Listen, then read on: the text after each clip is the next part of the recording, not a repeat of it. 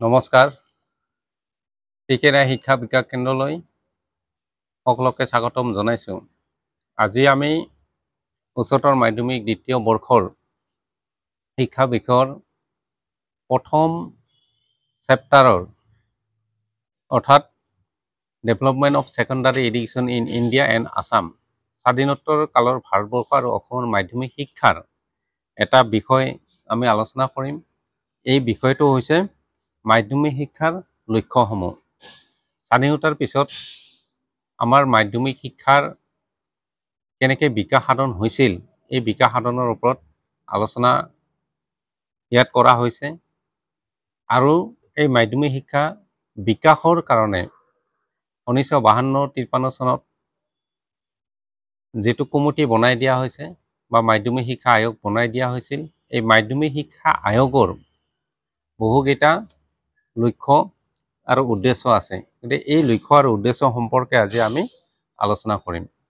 মাধ্যমিক শিক্ষাৰ উদ্দেশ্য বা মাধ্যমিক শিক্ষাৰ লক্ষ্য, এইমছ অফ সেকেন্ডাৰী এডুকেশ্যন। ইয়াত যদি আমি সেকেন্ডাৰী এডুকেশ্যনৰ লক্ষ্য বুলি ক'বলৈ যাওঁ, আমি ভালেকেইটা লক্ষ্য থকা দেখা পাওঁ। এই লক্ষ্যবিলাক হ'ল নাম্বাৰ 1 গণতান্ত্ৰিক নাগৰিকত্বৰ বিকাশ, অৰ্থাৎ ডেভেলপমেণ্ট অফ ডেমক্ৰেটিক চিটিজেনশ্বিপ। ইয়াৰ পিছত আৰু এটা মুখ্য লক্ষ্য আছে। এই লক্ষ্যটো হৈছে ব্যক্তিগত যোগ্যতাৰ উন্নতিকৰণ, অৰ্থাৎ ইম্প্ৰুভমেণ্ট অফ ভকেশ্যনেল ইফিচিয়েঞ্চি। ইয়াৰ পিছতো আৰু ইয়াৰ উদ্দেশ্য আছে। এই উদ্দেশ্যটো হ'ল ব্যক্তিত্বৰ বিকাশ সাধন কৰা, অৰ্থাৎ ডেভেলপমেণ্ট অফ পাৰ্চনেলিটি।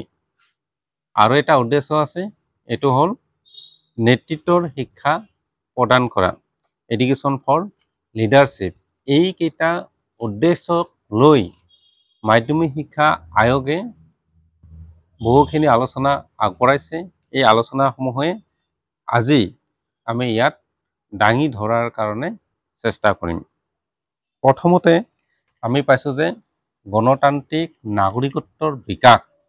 গণতান্ত্ৰিক নাগৰিকত্বৰ বিকাশ সাধনৰ জৰিয়তে মাধ্যমিক শিক্ষা আয়োগে কি ক'ব বিচাৰিছে বা মাধ্যমিক শিক্ষা আয়োগে কেনেকৈ গণতান্ত্ৰিক বা গণতন্ত্ৰ এখনৰ বিকাশ সাধন কৰিব বিচাৰিছে, অৰ্থাৎ দেশত যিবিলাক নাগৰিক আছে এই নাগৰিকসকলৰ কেনেকৈ উন্নতি সাধন কৰিব পৰা যাব, এই সম্পৰ্কত ইয়াত আলোচনা কৰা হৈছে।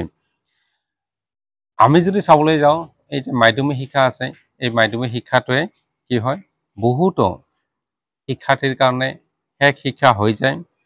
সেইবাবে মডালিয়াৰ আয়োগে উল্লেখ কৰিছে যে মাধ্যমিক শিক্ষা যিহেতু সৰহভাগ অৰ্থাৎ বেছিভাগ নাগৰিকৰে শেষ শিক্ষা হ'ব, সেয়েহে ছাত্ৰ ছাত্ৰীসকলে গণতান্ত্ৰিক ভাৰতবৰ্ষৰ প্ৰয়োজনীয়তা পূৰণ কৰিব পৰাকৈ শিক্ষা লাভ কৰিব। অৰ্থাৎ গণতন্ত্ৰৰ বাবে প্ৰত্যেকজন নাগৰিকে বহু গুণৰ দৰকাৰ হয়। আৰু এই দৰকাৰসমূহ হৈছে কি কি? নাম্বাৰ 1 তেওঁৰ সুস্থ চিন্তাধাৰা। তেওঁৰ সুস্থ চিন্তাধাৰা এটা গঢ়ি উঠিব লাগিব। এখন গণতান্ত্ৰিক দেশত প্ৰত্যেক নাগৰিকে সুস্থ চিন্তাধাৰা কৰাটো অতি প্ৰয়োজন। যেতিয়া সকলোৰে সুস্থ চিন্তাধাৰা থাকিব, সকলোৱে ভাল কথা চিন্তা কৰিব, অন্ধবিশ্বাস, কুসংস্কাৰ আদি আঁতৰ কৰি বৈজ্ঞানিক দৃষ্টিভংগীৰে আগবাঢ়ি যাব পাৰিব, তেতিয়াহে দেশ এখনৰ উন্নতি সাধন হ'ব। সেইকাৰণে মাধ্যমিক শিক্ষা আয়োগে এইটো এটা উদ্দেশ্য হিচাপে দিছে যে আমি সকলোৱে সুস্থ চিন্তাধাৰা গঢ়ি তুলিব লাগে। ইয়াৰ উপৰি দ্বিতীয়তে আমাৰ কি হ'ব লাগিব? সুস্থ সামাজিক সমাযোজন, অৰ্থাৎ আমি যে সমাজত জীয়াই আছোঁ, সকলোৱে সুস্থভাৱে সমাজখনত চলি যাব লাগিব।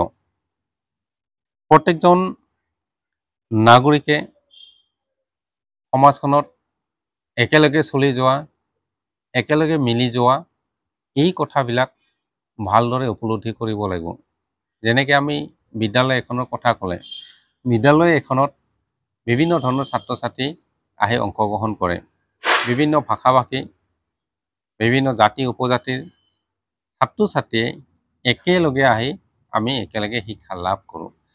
এই বিভিন্ন জাতি ভাষা সম্প্ৰদায় সকলোৱে যাতে আমি এটাই লক্ষ্য উদ্দেশ্য লৈ আগবাঢ়ি যাব পাৰোঁ, সেইটো সকলোৰে মনত যাতে একতাৰ ভাৱ বা সুস্থ চিন্তাধাৰাৰ মনোভাৱ গঢ়ি উঠে বা সুস্থ সমাজৰ মনোভাৱ যাতে মনত গঢ়ি উঠে, এইখিনি চিন্তাধাৰা জগাই তোলাটো হৈছে আমাৰ মাধ্যমিক শিক্ষাৰ এটা উদ্দেশ্য। ইয়াৰ উপৰি সামাজিক ন্যায় আমি সৃষ্টি কৰিব পাৰিব লাগিব। অৰ্থাৎ কোনটো ভাল কোনটো বেয়া এই কথাটো আমি প্ৰথমতে উপলব্ধি কৰিব লাগিব।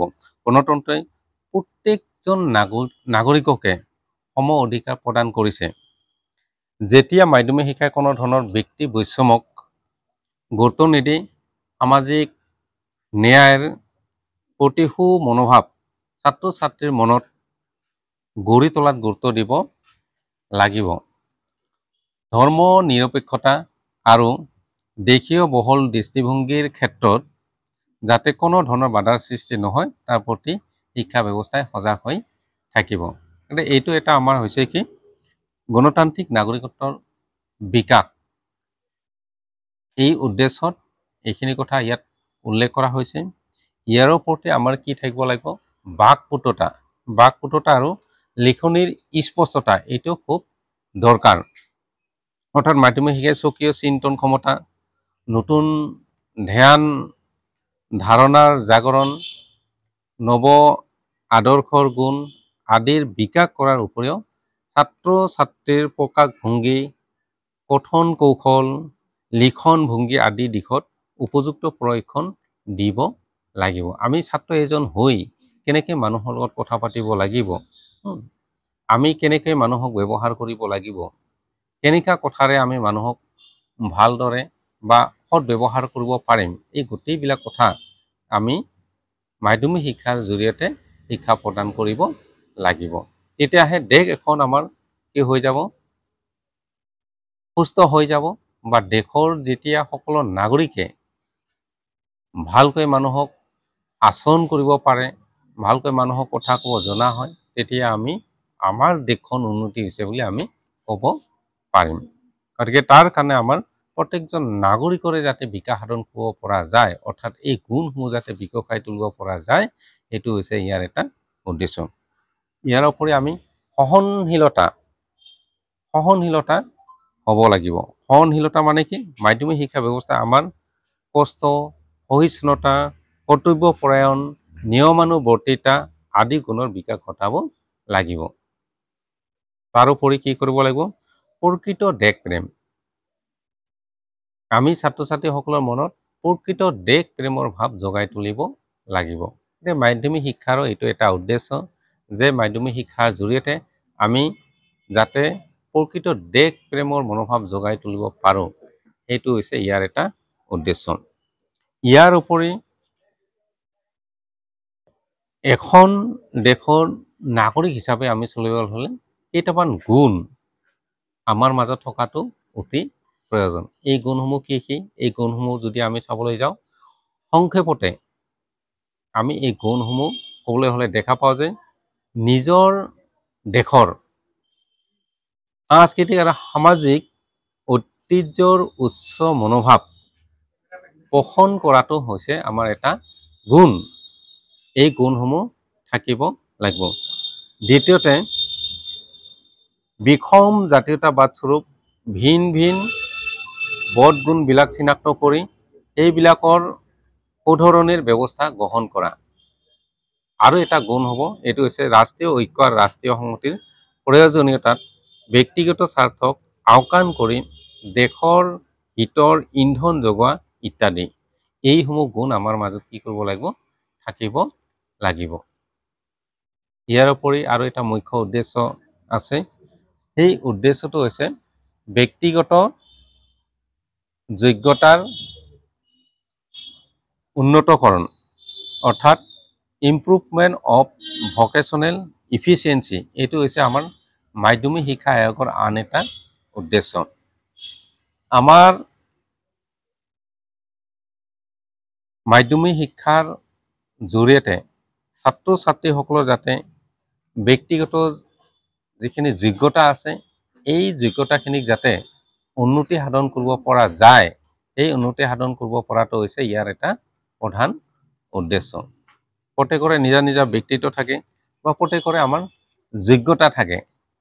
এই যোগ্যতাখিনিক আমি যদি কৰ্মক্ষম কৰি তুলিব পাৰোঁ তেতিয়াহ'লে গোটেই দেশখনে কি হ'ব, উন্নতি লাভ কৰিব পাৰিব। ইয়াৰ উপৰি ব্যক্তিত্বৰ বিকাশ সাধন কৰা এইটো হৈছে ইয়াৰ আন এটা প্ৰধান উদ্দেশ্য। অৰ্থাৎ মডালিয়াৰ আয়োগে এই কথাটো উল্লেখ কৰিছে যে আমাৰ ব্যক্তিত্বৰ বিকাশ সাধন হ'লেহে আমাৰ দেশৰো উন্নতি সাধন হ'ব। সেয়েহে আমি ব্যক্তিত্বৰ বিকাশ সাধন কৰাটো অতিৱ প্ৰয়োজন। মাধ্যমিক শিক্ষাৰ এইটো এটা হৈছে প্ৰধান উদ্দেশ্য। এজন ব্যক্তিৰ যেতিয়া পূৰ্ণ বিকাশ হ'ব তেতিয়া দেশ এখনৰো উন্নতি সাধন হ'ব বুলি আমি ক'ব পাৰোঁ। ইয়াৰ উপৰি ইয়াৰ আৰু এটা প্ৰধান উদ্দেশ্য আছে। এই উদ্দেশ্য হৈছে নেতৃত্বৰ শিক্ষা। অৰ্থাৎ মাধ্যমিক শিক্ষাৰ আন এটা উদ্দেশ্য হৈছে ইয়াত নেতৃত্বৰ শিক্ষা প্ৰদান কৰা। অৰ্থাৎ ছাত্ৰ ছাত্ৰীসকলে যাতে মাধ্যমিক শিক্ষাৰ জৰিয়তে তেওঁলোকৰ নেতৃত্বৰ গুণসমূহ জগাই তুলিব পাৰে। অৰ্থাৎ এখন সমাজত চলিবলৈ হ'লে তেওঁলোকে কেনেকৈ নেতৃত্ব বহন কৰিব লাগিব, এই গুণসমূহ যাতে জগাই তোলা যায়, এইটো হৈছে ইয়াৰ এটা প্ৰধান উদ্দেশ্য। গণতন্ত্ৰৰ সুস্থ বিকাশৰ বাবে নেতৃত্বৰ শিক্ষা অতি প্ৰয়োজন। সাহিত্য, কলা, বাণিজ্য, কাৰিকৰী, উদ্যোগ সকলোতে উচ্চতম নেতৃত্বৰ যোগান ধৰাটো বিশ্ববিদ্যালয়ৰ কাম। কিন্তু সকলোৱে বিশ্ববিদ্যালয় যাব নোৱাৰে। সেইবাবে সৰহভাগ নাগৰিকৰ কাৰণে মাধ্যমিক শিক্ষাই শেষ শিক্ষা হয়। এনেস্থলত মাধ্যমিক শিক্ষাই মাধ্যমিক পৰ্যায়ত সাহিত্য, কলা, ৰাজনীতি, বাণিজ্য, উদ্যোগ আদিত নেতৃত্বৰ যোগান ধৰিব লাগিব। আৰু তেওঁলোকক যদি আমি বিদ্যালয়ত নেতৃত্বৰ যোগান ধৰিব পাৰোঁ তেতিয়াহে আমাৰ দেশৰ উন্নতি সাধন হ'ব বুলি ইয়াত উল্লেখ কৰা হৈছে। গতিকে আমি মাধ্যমিক শিক্ষাৰ উদ্দেশ্য বুলি ক'লে এইখিনি কথাই আমি বিশেষভাৱে উল্লেখ কৰিব পাৰোঁ। অৰ্থাৎ মাধ্যমিক শিক্ষাৰ উদ্দেশ্যসমূহ হ'ল নাম্বাৰ 1 ব্যক্তিত্বৰ বিকাশ সাধন কৰা, নাম্বাৰ 2 নেতৃত্বৰ প্ৰশিক্ষণ, নাম্বাৰ 3 গণতান্ত্ৰিক নাগৰিকত্বৰ ধাৰণা, আৰু নাম্বাৰ 4 চৰিত্ৰ গঠনৰ শিক্ষা, আৰু নাম্বাৰ 5 যদি ক'ব লগা হয় বৃত্তিমূলক দক্ষতাৰ বাবে শিক্ষা। এই গোটেইবিলাককে আমাৰ মাধ্যমিক শিক্ষাৰ লক্ষ্য উদ্দেশ্য হিচাপে ধৰা হয়। আজি আমি মাধ্যমিক শিক্ষাৰ উদ্দেশ্য সম্পৰ্কে আলোচনা কৰিলোঁ। পৰৱৰ্তী সময়ত আকৌ আমি ইয়াৰ পিছত স্বাধীনোত্তৰ পিছত ভাৰতবৰ্ষত মাধ্যমিক শিক্ষা উন্নতি সাধন কৰাৰ কাৰণে যে আৰু এটা আয়োগ গঠন কৰিছিল, অৰ্থাৎ এই আয়োগটোৰ নাম হ'ল কোঠাৰী আয়োগ, এই আয়োগৰ সম্পৰ্কে আমি আলোচনা কৰিম। সেয়ে সকলোৱে এই আলোচনাবিলাক প্ৰথমৰ পৰা শেষলৈকে চাই থাকিব আৰু তেতিয়াহে কথাবিলাক বুজিব পাৰিব। গতিকে মাজতে ৰখি ৰখি নাচাব, প্ৰথমৰ পৰা লাষ্টলৈকে মনোযোগ দিব, মনোযোগ দি চাই থাকিব। এই শেষত আমি সকলোকে এই চেনেলটোৰ জৰিয়তে যাতে সকলোৱে এই আলোচনাত অংশগ্ৰহণ কৰাৰ কাৰণে সুবিধা লাভ কৰিব পাৰে তাৰ কাৰণে লাইক, শ্বেয়াৰ আৰু কমেণ্ট কৰি আৰু ছাবস্ক্ৰাইব কৰি ল'বলৈ সকলোকে আহ্বান জনালোঁ। ধন্যবাদ।